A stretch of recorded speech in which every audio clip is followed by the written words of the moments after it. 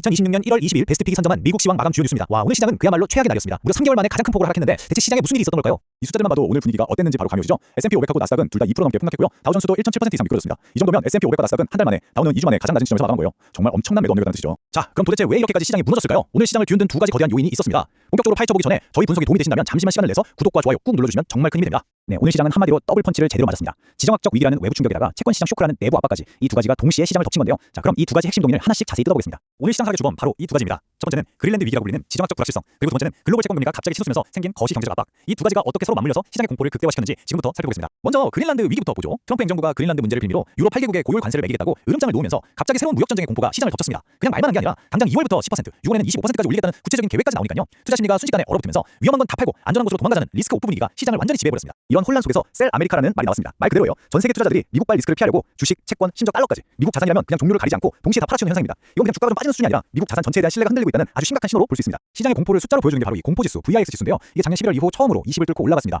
투자자들이 얼마나 불안해하고 있는지 그 공포 심리가 극에 달했다는 걸 명백하게 보여주는 거죠. 그런데 지정학적 위기만 있었던 게 아닙니다. 채권 시장도 정말 문제였어요. 미국 10년물 국채금리가 거의 5개월 만에 최고치까지 치솟았는데 여기에는 두 가지 복합적인 원인이 있었습니다. 첫째, 일본 국채금리가 무려 27년 만에 최고치를 찍었어요. 그러자 미국 국채를 가장 많이 들고 있는 일본 투자자들이 이걸 팔고 자금을 본국으로 가져갈 거라는 우려가 확 커졌죠. 둘째, 차기 연준 의장을 누구로 임명할지 불확실해지면서 혹시 더 매파적인, 그러니까 금리 인상에 더 적극적인 사람이 오는 거 아니냐는 걱정이 금리를 더 밀어올린 겁니다. 자, 그럼 이런 거시적인 압박 속에서 시장 안에서는 구체적으로 어떤 일이 벌어졌을까요? 업종별로 시비가 극명하게 엇갈렸습니다. 기술주가 와르르 무너지는 동안 투자자들은 안전자산으로 대피하기 바빴죠. 오늘 하락을 이끈 건 뭐니 해도 기술주였습니다. 특히 채권 금리가 오르면 미래 성장 가치에 대한 환율이 높아지기 때문에 기술주한테는 이게 직격탄이거든요. 매그니피센트 7 종목이 전부 하락했고요. 엔비디아와 테슬라는 4% 넘게 급락했습니다.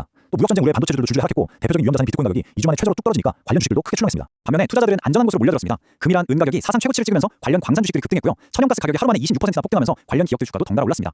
그리고 시장이 이렇게 흔들릴 때 상대적으로 덜 타는 필수 소비재, 예를 들어 몬스터 같은 음료 회사들은 오히려 상승 마감하면서 역시 방어주라는 걸 똑똑히 보여줬습니다. 그런데 시장이 이렇게 안 좋았다고 해서 모든 주식이 다 떨어진 건 절대 아니었습니다. 실적 발표나 M&A 같은 개별 기업만의 이슈는 이 거대한 하락의 물결 속에서도 주가의 운명을 완전히 뒤바꿔놓기도 했습니다.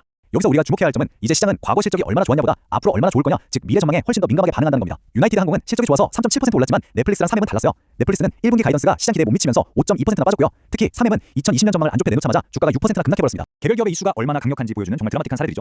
제약사 랩트는 GSK에 인수된다는 소식 딱 하나로 주가가 무려 62%나 폭등했습니다. 아카디아 헬스케어는 능력 있던 전 CEO가 돌아온다는 소식에 24%나 급등했고요. 반대로 레뎁은 모건스탠리가 투자 등급을 낮췄다는 리포트 하나에 9% 넘게 급락했습니다. 자, 그렇다면 오늘 이 큰 충격 이후에 시장은 과연 어디로 가게 될까요? 이제 모든 사람들의 눈과 귀는 이번 주에 발표될 중요한 경제 지표들에 쏠려 있습니다. 이번 주 경제 일정을 한번 보시죠. 수요일 주택 판매 지표를 시작으로 금요일 제조업 소비자 심리지수까지 중요한 발표들이 정말 빽빽하게 예정되어 있는데요.